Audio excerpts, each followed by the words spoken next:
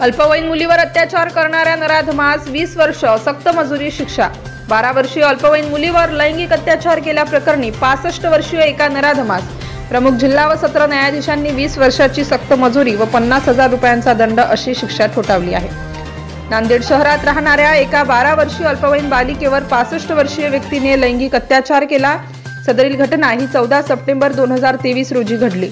अल्पवयीन बालिका ही घरातून किराणा सामान आणण्याकरिता जात असताना कचरू नरहरी सरोदे वय 65 वर्ष या व्यक्तीने माझे वरच्या मजल्यावर पैशांचे पॉकेट आहे घेऊन ये म्हणून बालिकेला वर पाठवले।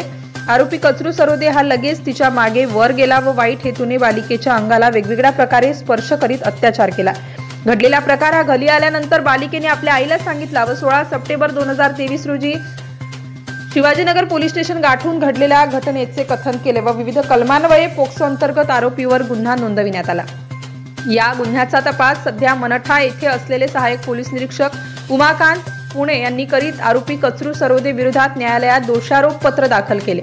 न्यायालयात या प्रकरणी 10 साक्षीदारांनी सरकारच्या वतीने जबाब नोंदविला। उपलब्ध असलेल्या पुराव्याच्या आधाराने आरोपीस दोषी ठरवत प्रमुख जिल्हा व सत्र न्यायाधीशांनी आरोपी कचरू नरहरी सरोदेला 20 वर्ष सक्त मजुरी यासह 50,000 रुपयांचा दंड ठोठावल्याची शिक्षा सुनावली आहे।